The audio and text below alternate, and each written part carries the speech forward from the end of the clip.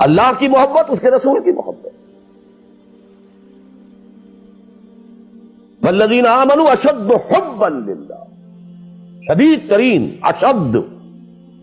ایمان کا لازمی تقاضا یہ ہے کہ شدید ترین محبت آپ کے دل میں اللہ سے ہو. اور حضور نے فرمایا لا یؤمن احدکم حتی اکون احب الیہ من والدہ وولدہ والناس اجمعین. تم میں سے کوئی شخص مومن ہو ہی نہیں سکتا جب تک کہ میں اسے، اس کے باپ، اس کے بیٹے اور تمام انسانوں سے زیادہ محبوب نہ ہو جاؤں. اطاعت اور محبت میں دونوں بریکٹڈ ہیں. اللہ کی اطاعت، رسول کی اطاعت. اللہ کی محبت، رسول کی محبت. بلکہ ایک نکتہ اور نوٹ کر لیجئے،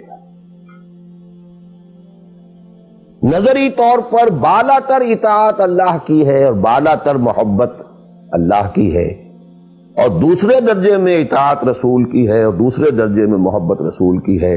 عملاً ایک ہے نظری چیز، ایک ہے عملاً. عملاً اصلت اطاعت رسول کی ہے، اللہ کے اطاعت اس کے تابع ہے. کیوں؟ اللہ کا حکم بھی تو رسول نے دیا ہے، وہ بھی رسول کے منہ سے ہمیں اب تک پہنچا ہے. بمصطفیٰ برسا خیش را کے دی ہماؤس، اگر بہو نہ رسیدی تمام بولا دی. تو اطاعت تو بن گئی رسول کی. اصلاً رسول ہی نے بتایا، اللہ کا یہ حکم آیا تو ہم مان رہے. اسی طرح بڑا پیارا مصرع ہے اقبال کا، از خدا محبوب تر گردد نبی. اللہ سے بھی کہیں زیادہ محبوب ہو جاتا ہے اللہ کا نبی. اس کی وجہ بھی ہے اللہ کا ہم کیا تصور کریں،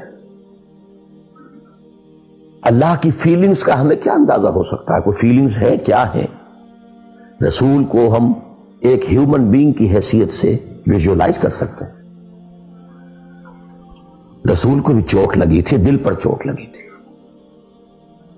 رسول کے پاس بھی بیٹی آئی تھی، بڑی پیاری بیٹی، فاطمہ بضعۃ منی. ابا جان اب تو عام لوگوں کے ہاں بڑی فراوانی ہو گئی ہے.